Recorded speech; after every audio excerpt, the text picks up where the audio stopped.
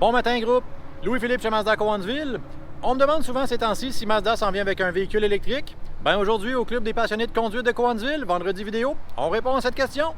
Mazda s'en vient avec une plateforme unique pour tous ses véhicules d'ici 2025 qui effectivement simplifiera sa production et réduira son empreinte carbone. L'objectif est de réduire les gaz à effet de serre émis de 50% d'ici 2030 et de devenir carboneutre d'ici 2050.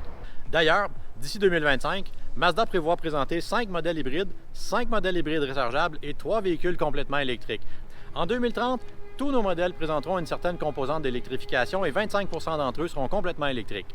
Le premier maillon du virage électrique de Mazda, ça sera la Mazda MX-30 qui sera disponible d'ici la fin de l'hiver en Colombie-Britannique et au Québec seulement. Il s'agit d'un véhicule électrique, mais Mazda n'a fait aucun compromis sur la construction autour du conducteur ni sur la dynamique de conduite. On utilise notamment une batterie qui est plus légère et placée plus bas dans le châssis pour abaisser encore plus le centre de masse. On reconnaît le design Kodo de Mazda, simple mais élégant, avec cependant quelques nouveautés cette année. À l'avant, le MX-30 présente une variation de la grille ailée pour laquelle Mazda est reconnue, qui met ici en valeur les phares profondément sculptés. Au niveau des portes, on retrouve des portes style libre comme on avait sur la RX-8 à l'époque et qui vont nous donner une sensation d'ouverture et de liberté. Au niveau de la console, on retrouve une console centrale flottante qui procure encore une sensation d'espace ouvert et un peu plus d'espace de rangement. Puis une petite nouveauté cette année, on a des peintures 2 tons. Avec l'avenue du MX-30, Mazda fait encore plus de place aux matériaux écologiquement sensés. Effectivement, les tissus des sièges seront composés à 20% de fibres de récupération.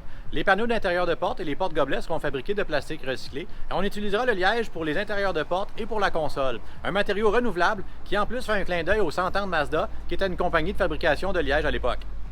On aura aussi de nouvelles technologies iActiveSense, comme l'alerte au trafic transversal à l'avant, l'assistance au maintien de la route et l'assistance aux angles morts, qui pourra potentiellement éviter un changement de voie lorsqu'un véhicule se trouve dans l'angle mort.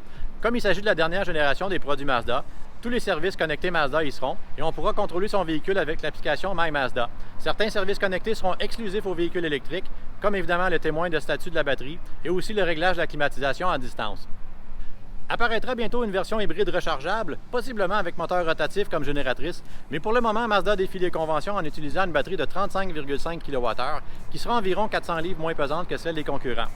Elle se recharge aussi de 20 à 80% en 36 minutes et est associée à un moteur de 144 chevaux et 200 pieds-livres de couple.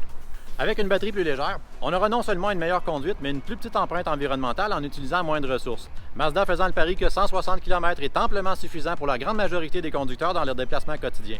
On a bien hâte de voir ce nouveau modèle, on a surtout bien hâte de l'essayer et de vous le montrer. Si vous avez trouvé ça intéressant aujourd'hui, pourquoi pas laisser un petit pouce. Vous pouvez aussi vous abonner juste ici à droite avec la pastille rouge. Merci d'avoir regardé, bon week-end!